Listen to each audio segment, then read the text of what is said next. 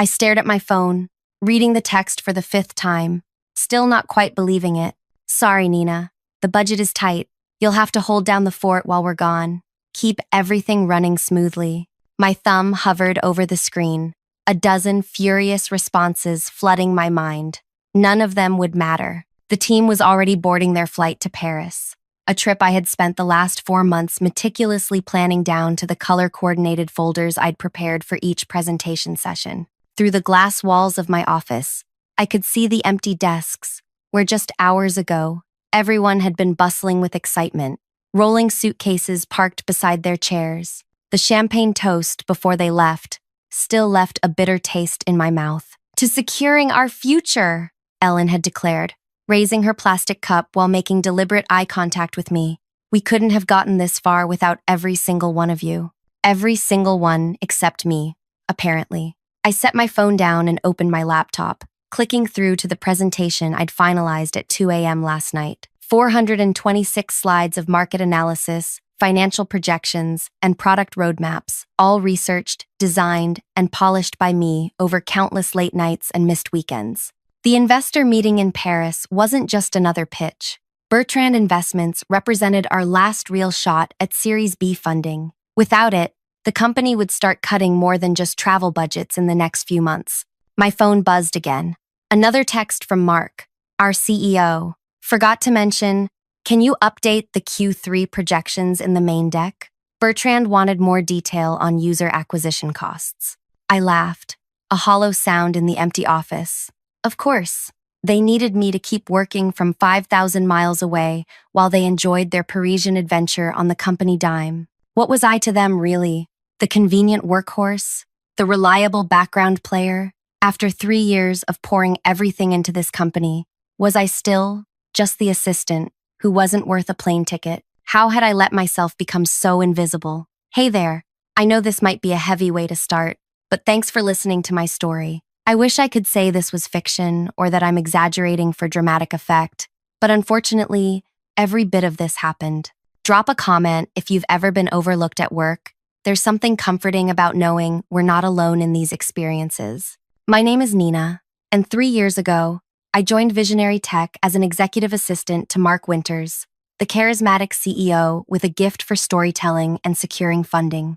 The company had a promising AI analytics platform for retail businesses, but what really sold me was their culture. At least, what I thought was their culture. We're building something together, Mark had said during my interview, leaning forward with that intense focus that made everyone feel like the most important person in the room. Titles are just formalities here. We need people who can grow beyond their job descriptions. I believed him. I had just finished my MBA, but the flashier tech companies weren't impressed by my non-traditional background. 5 years as a logistics manager for a nonprofit before business school.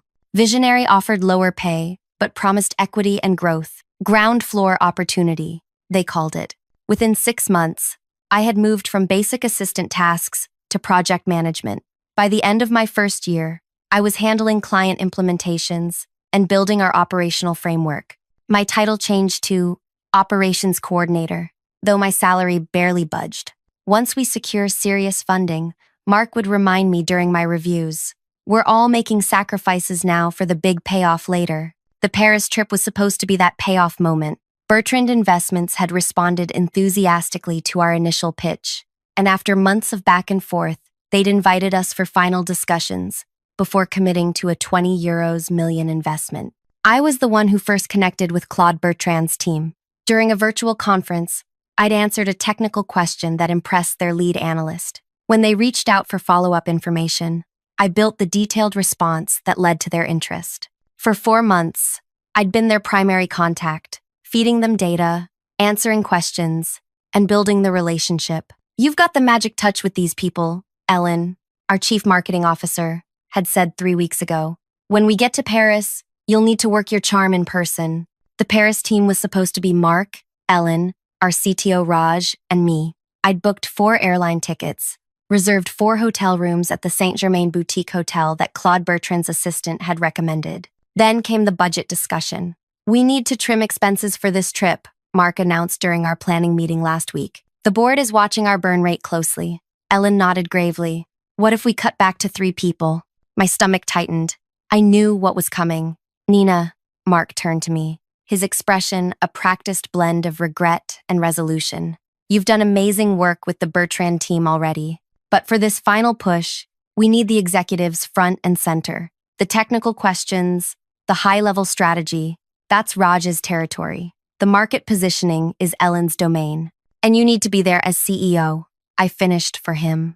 Exactly, he said, looking relieved that I understood. You're the best at keeping things running here. We can't have everything falling apart while we're gone. I wanted to argue that I had built the entire presentation deck, that I knew the Bertrand team's concerns better than anyone, that I could answer technical questions that would have Raj fumbling for responses. Instead, I nodded and said, "Of course, I understand." Later that day, Ellen stopped by my desk. "I fought for you," she whispered, touching my shoulder. But Mark and Raj thought it would look more professional with just the executive team. More professional. The words stung more than the exclusion itself. I spent the next 3 days finalizing their trip details. I created personalized binders for each team member containing the presentation materials. Background on each Bertrand executive they'd be meeting, talking points tailored to their roles, and a cheat sheet of answers to likely questions. I even included restaurant recommendations and key French phrases. The morning they left, I arrived early to set up the office for a pre-departure briefing. I brought pastries and coffee, reviewed the agenda one last time, and reminded them about the 6-hour time difference. "We'll miss you, Nina," Raj said as they gathered their things. "Keep the home fires burning." Mark was already on his phone, half listening as I reminded him about Claude's interest in our predictive analytics model, the one I had actually built but was credited to our data team, which was primarily me working with an offshore contractor. Ellen gave me a quick hug. "We'll bring you back something nice from Paris." And then they were gone, rolling their suitcases to the waiting car service I'd arranged, laughing about some joke I couldn't hear. I stood in the empty office, surrounded by the remnants of the breakfast spread, feeling hollow. My phone pinged with a notification. Mark had posted on LinkedIn, "Off to Paris with the Dream Team to take Visionary to the next level. Startup life, dream big." Attached was a photo of the 3 of them at the airport lounge, champagne glasses raised. The Dream Team, without me. I closed the LinkedIn app and turned to my email. The inbox was already filling with issues only I knew how to resolve. Client questions, server alerts, the usual daily fires that I somehow always ended up handling, despite them not being in my job description. I worked through lunch, deliberately avoiding checking their flight status or thinking about them settling into their first-class seats, another detail I knew because I'd booked the tickets. Instead, I focused on a complex client implementation that had been giving us trouble, the kind of problem that would normally have been escalated to Raj, who would then quietly ask me to fix it anyway. At 6 p.m., my phone buzzed with a text from Ellen. "Landed safely. Paris is gorgeous. Hotel is perfect. You made a great choice." I stared at the message for a long moment before replying with a thumbs-up emoji. What else could I say? The office felt suffocating suddenly. I packed up my things and headed out, deciding to walk home instead of taking the subway. The summer evening was warm, the streets filled with people enjoying after-work drinks at outdoor cafes. Couples walked hand in hand, groups of friends laughed together. I felt utterly alone.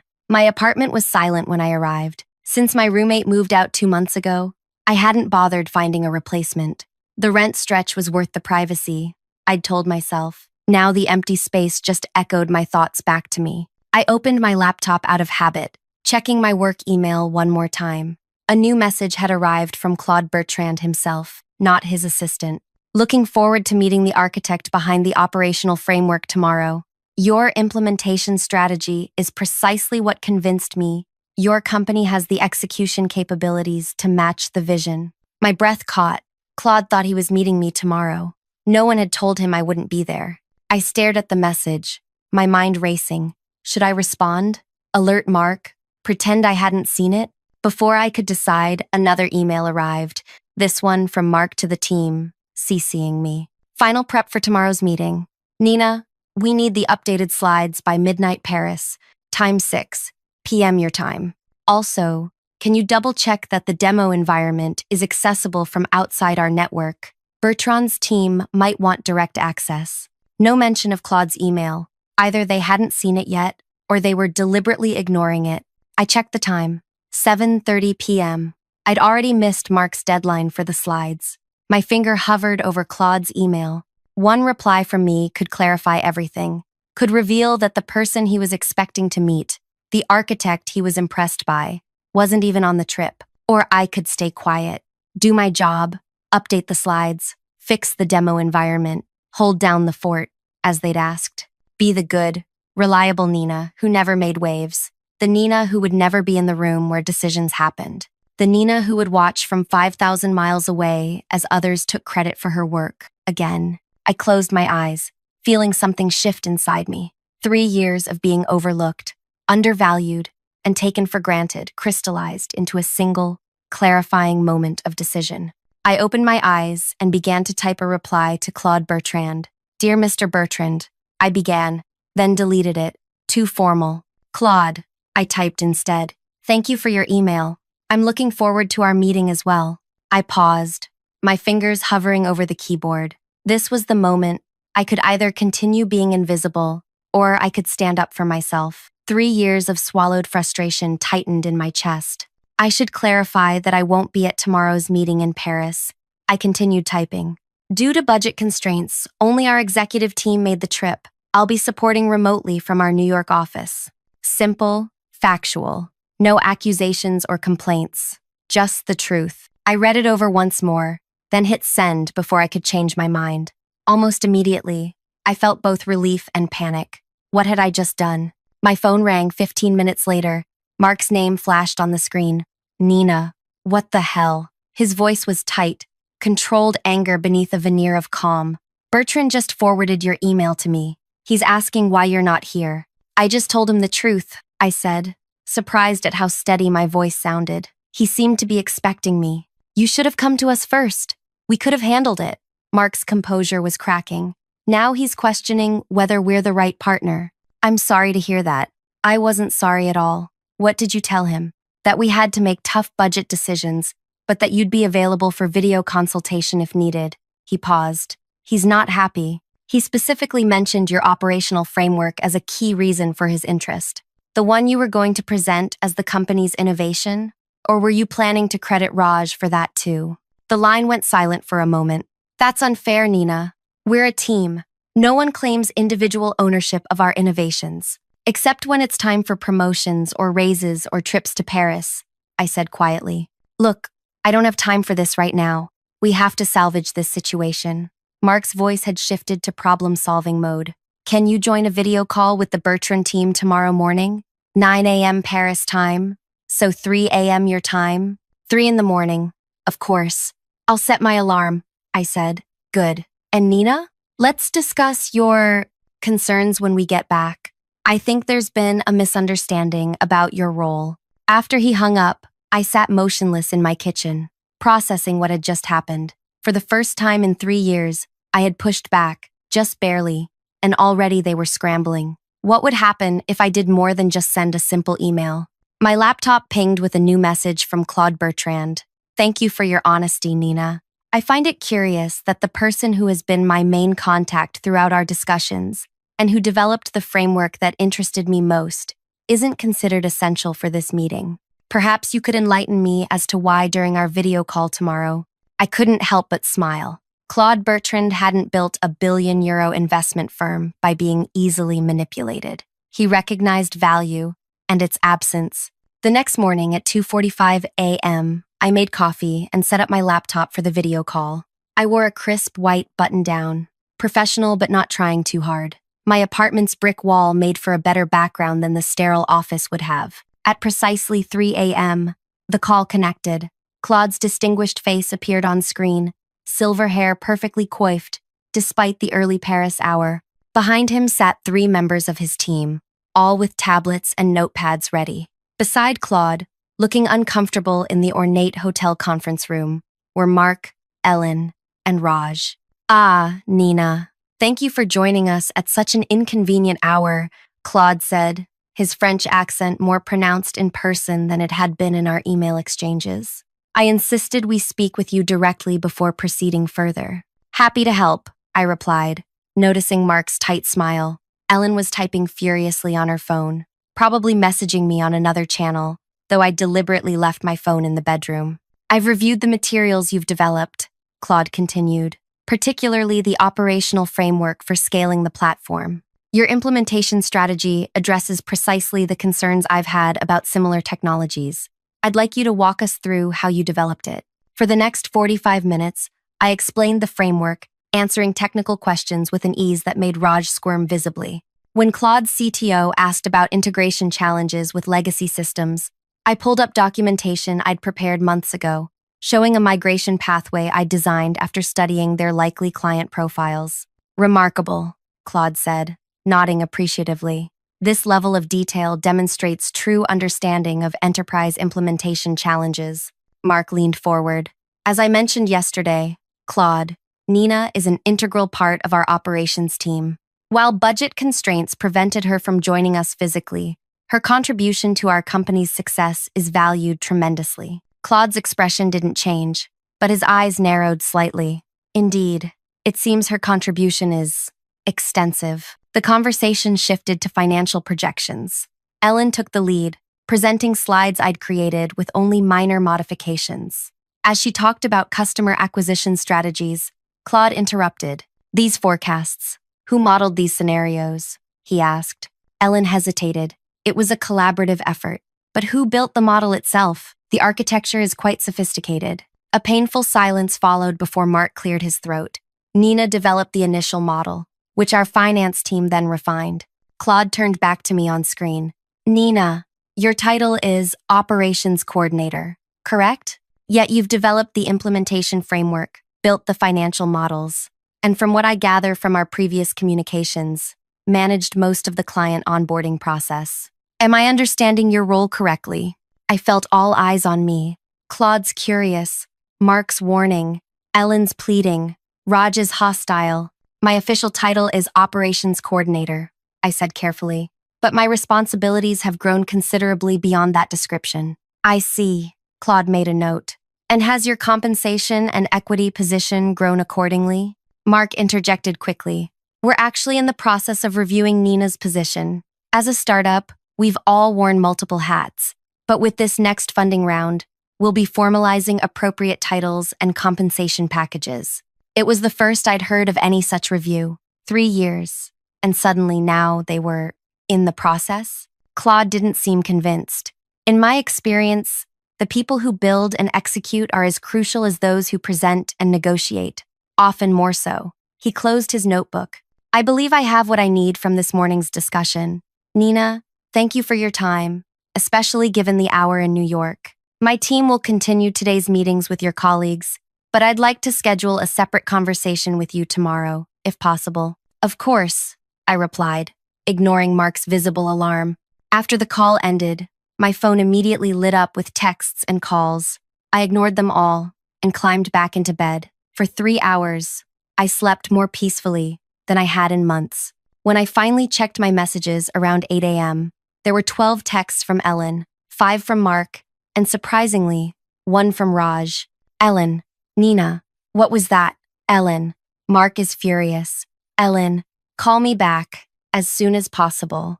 Ellen, Bertrand wants to talk to you alone tomorrow. Ellen, please respond. This is serious. Ellen, at least tell us what you're going to say to him. Mark's messages were more direct. Mark, we need to talk now. Mark, you've put the entire deal at risk. Mark, this is not how team players behave. Mark, call me immediately. Raj's single message surprised me. Raj, might be time to negotiate that promotion and equity package for real. You've got leverage. Use it. I smiled at Raj's unexpected frankness. Of the executive team, he was the one I'd worked with least directly, but he'd always been observant. He recognized a power shift when he saw one. Instead of responding to any of them, I got dressed and headed to the office. I had work to do before my conversation with Claude tomorrow, preparations that had nothing to do with saving the visionary tech deal. The office was quiet, just a few engineers in the back corner, working their usual hours. I settled at my desk and opened a document I'd started 6 months ago, but never had the courage to complete. A detailed record of every project I'd led, every system I'd built, every client I'd onboarded, and every presentation I'd created that others had delivered. For 3 years, I had told myself I was being a team player by not demanding credit. I'd convinced myself that recognition would come eventually if I just worked hard enough. But watching Mark, Ellen, and Raj squirm under Claude's questioning had awakened something in me. The pleasant, accommodating Nina who accepted crumbs of appreciation was gone. At noon, my desk phone rang, an internal call from Dina, our receptionist. "Nina, there's someone here to see you. A woman named Zoe Laurent says she's from Bertrand Investments." My heart jumped. "I'll be right out."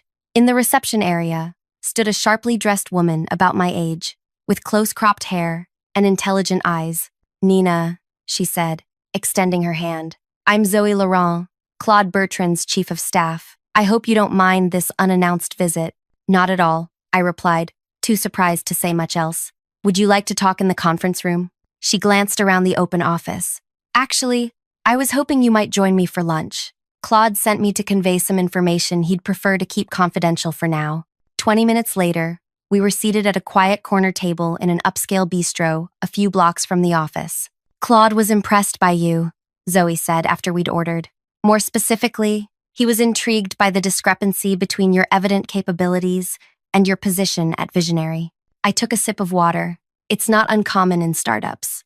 Everyone does a bit of everything. True, but not everyone builds entire operational systems while being excluded from key investor meetings. Zoe's directness was refreshing. "Claude has been doing this for 30 years. He can recognize when someone is being underutilized." She reached into her bag and slid a business card across the table. "He'd like to offer you a position at Bertrand Investments, leading our portfolio operations team. The role would involve working directly with our investment companies to implement exactly the kind of frameworks you've developed at Visionary." I stared at the card. "I don't understand. You're still considering investing in Visionary, aren't you?" Zoe's smile was diplomatic. "That conversation is ongoing. But regardless of that decision, Claude recognizes talent when he sees it. The offer stands independently." My mind raced. "What about tomorrow's call? Claude still wants to speak with me?"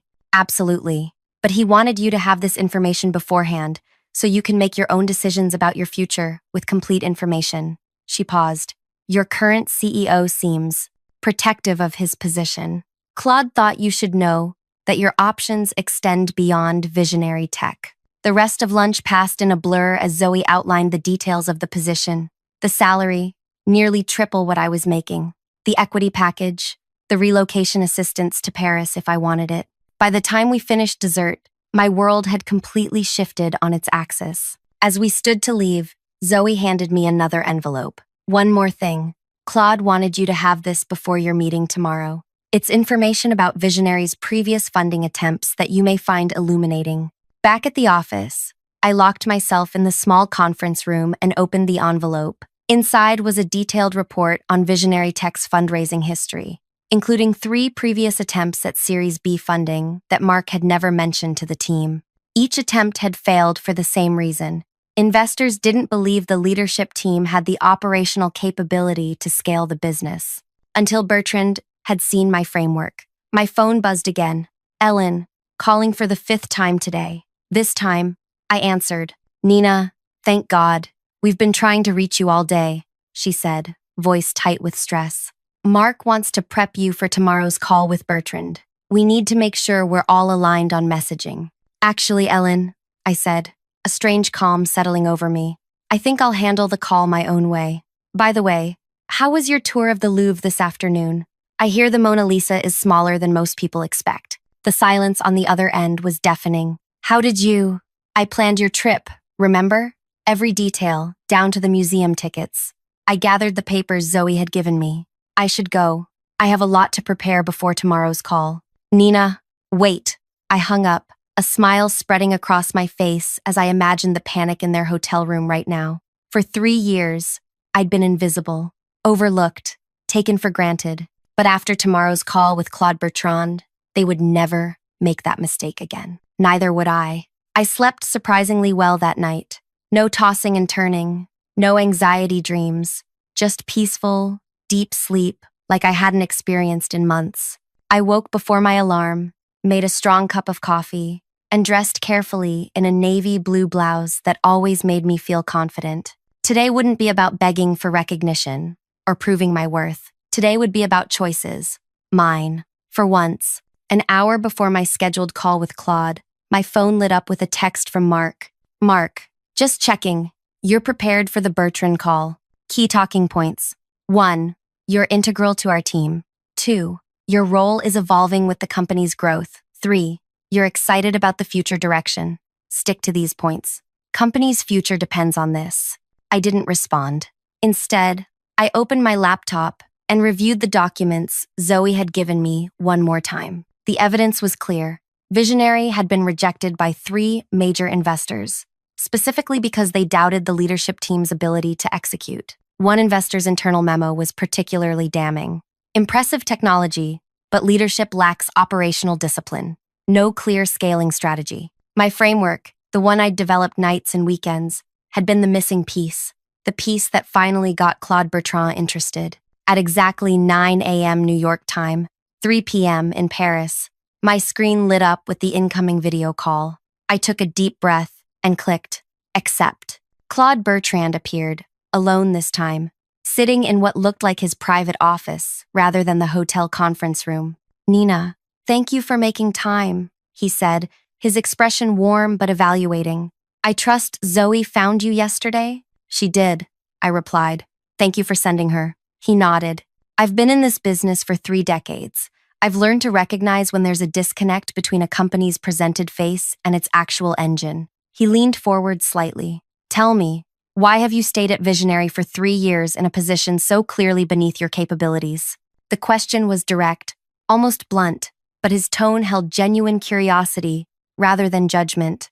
I believed in what we were building, I said honestly, and I was promised growth, equity, advancement, recognition, the startup story.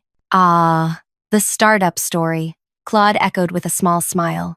Work impossible hours for insufficient compensation now, for the promise of wealth and recognition later. Sometimes that story comes true. Often, it does not. I'm realizing that now. Claude studied me for a moment. Zoe explained, our offer? She did. And your thoughts? I took a careful breath. It's extremely generous, and I'm honored. But before I make any decisions, I'd like to understand your intentions regarding Visionary. Claude sat back, looking pleased with the question. Direct. Good. The truth is, Visionary has a promising product, but concerning leadership. We've been hesitating for weeks, until we trace the operational framework to you. That framework demonstrates precisely the execution capability we've been looking for. He paused, tapping his fingers lightly on his desk. We have 3 options. 1. Invest in Visionary as currently structured, which I'm increasingly reluctant to do. 2. Invest with conditions, including leadership changes and operational restructuring. 3. Decline to invest in Visionary, but pursue other opportunities with key talent. He gave me a meaningful look. Including me, I said. Precisely. And if I were to accept your offer, then option 3 becomes more likely, though not guaranteed. Other factors are in play. I nodded, processing this. And if I stay with Visionary, then we would likely pursue option 2, with conditions that would significantly impact the current leadership structure. The implications were clear. Either way, Mark and the executive team were about to face consequences for sidelining me. The question was whether I wanted to be part of that reckoning or make a clean break. I appreciate your transparency, I said. If I may ask, why tell me all this? Why not just make your decision about Visionary without involving me in the process? Claude smiled fully now. Because in my experience, the people who build systems that work are the people worth investing in, regardless of their titles. I would rather align with you than with those who failed to recognize your value. He glanced at his watch. I have a final meeting with your executive team in 30 minutes. Is there anything you would like me to know before that conversation? I thought about the years of overlooked contributions, the nights and weekends sacrificed, the promises made and broken, but I also thought about the genuine pride I felt in what I'd built at Visionary. Just one thing, I said. Whatever happened here, the way I was treated, it wasn't about the work. I believe in what we built. The framework, the models, the client implementation strategies, they work. They deserve to be funded and scaled. Whether that happens with me or without me, with the current leadership or new leadership, those innovations deserve a chance. Claude nodded slowly. Integrity noted and respected. He paused. I'll be speaking with your team shortly. I imagine you'll be hearing from them afterward. Whatever you decide, Nina, remember this. Value recognized elsewhere is often the best negotiating strategy. After we ended the call, I sat still for several minutes, letting the possibilities settle around me. 3 years of giving everything to Visionary, of believing we're all in this together, of accepting less than I was worth, and in a 20-minute conversation, Claude Bertrand had validated what I'd been trying not to admit to myself. I had outgrown my place at this company. My phone buzzed. A text from Ellen. Ellen, Bertrand just called. Emergency meeting with all of us in 20 minutes. What did you tell him? Before I could respond, another text came through, this time from Raj. Raj, whatever's about to happen, you earned it. Stand your ground. I put my phone down without answering either of them and turned to my computer. I opened a document and began typing my resignation letter, not because I was definitely leaving, but because I needed to know I could, that the option existed, that I wasn't trapped. An hour passed with no further messages. I tried to focus on regular work tasks, but my mind kept drifting to the hotel conference room in Paris, imagining the conversation happening between Claude and my team. Finally, my phone rang. Mark's number. Nina, he said when I answered, his voice uncharacteristically subdued. We need to talk about what just happened. I'm listening. Bertrand has conditionally approved our Series B funding, he said, sounding like each word cost him something. With requirements. What requirements? A long pause. Leadership changes, a new operational structure. Another pause. He wants you elevated to Chief Operations Officer, reporting directly to the board, with an equity package commensurate with founding team members. I said nothing, letting the silence stretch. Nina, I know I've not always recognized your contributions appropriately, Mark continued, his tone shifting to something approaching humility. That was a mistake. One I'd like to correct. By making me COO because an investor forced your hand? By acknowledging that you've been functioning at an executive level for over a year without the title or compensation? He sighed. Look, I won't pretend this is coming from pure enlightenment on my part. Bertrand made it clear. No restructuring, no investment. But that doesn't mean it isn't the right move for the company, for all of us. And what happens to the current leadership team? I remain CEO, but with a 6-month probationary period under board review. Ellen keeps her CMO role. Raj, he hesitated. Raj is returning to his previous company. Bertrand didn't think his technical leadership was strong enough. Poor Raj. Though of the 3 executives, he'd been the only one to recognize the shifting power dynamic and encourage me to use my leverage. When are you coming back from Paris? I asked. Tomorrow. Bertrand's legal team is drafting the term sheet now. We need to move quickly. He paused. Nina, I need to know if you're staying. If you'll accept the COO role. I'll let you know my decision when you return, I said.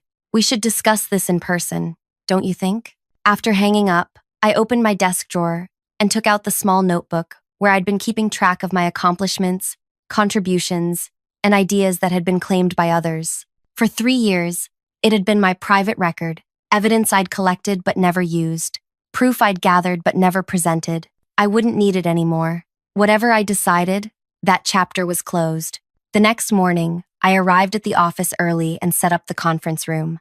I arranged 3 folders on the table, one each for Mark, Ellen, and the board representative who would be joining by video. When they arrived, looking jet-lagged and apprehensive, I was already seated at the head of the table. Thank you all for coming, I began, as though I had always run these meetings. I've prepared documentation of the operational restructuring that would accompany my acceptance of the COO position. Mark and Ellen exchanged glances but said nothing as they took their seats. You'll find a detailed transition plan, reporting structure changes, and equity distribution requirements. I've also included development paths for key staff who have been similarly overlooked. I gestured to the folders. Everything is outlined clearly. Ellen opened her folder first, scanning the contents with widening eyes. This is comprehensive. I've had 3 years to think about what this company needs operationally, I said. The only difference is now people are listening. Mark thumbed through his copy.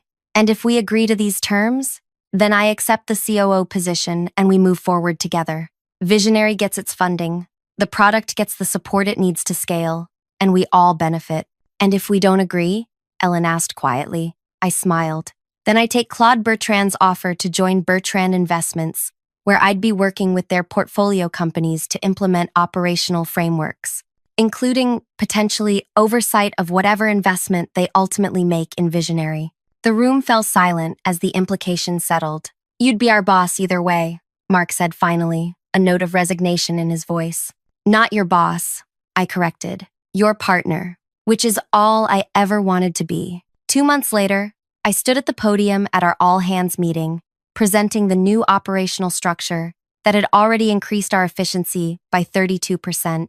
The Series B funding was secured, the team was expanding, and 3 other overlooked employees had been promoted to leadership roles based on merit rather than visibility. Mark had been surprisingly adaptable to the new power dynamic, Ellen less so. She'd submitted her resignation last week, unable to adjust to a world where she wasn't the only woman in the executive meetings. We'd hired a promising new CMO who understood that marketing claims needed to align with operational realities. As for Raj, Claude Bertrand had actually connected him with a smaller startup where his skills were a better fit. No hard feelings, just people finding where they belonged. After the presentation, I returned to my new office, still modest, but with a door and a window this time. On my desk sat a small package wrapped in elegant paper. The card read, "To partnerships based on recognized value, CB." Inside was a beautiful Mont Blanc pen and a note that simply said, "The best revenge is not just success, but success that transforms the landscape for everyone." He was right. My revenge hadn't been about watching Mark and Ellen squirm in that Paris hotel room, satisfying as that had been. The real revenge was creating a company where what happened to me couldn't happen to someone else, where value was recognized, contribution was rewarded, and we're all in this together wasn't just something we said, but something we lived. The company I'd always believed Visionary could be. Thanks for staying with me through this story. If it resonated with you, I'd love to hear your thoughts. Have you ever been in a situation where your contributions went unrecognized? How did you handle it? Sometimes standing up for yourself feels impossible until it becomes inevitable. I'd do it all again in a heartbeat, except maybe I wouldn't wait 3 years next time.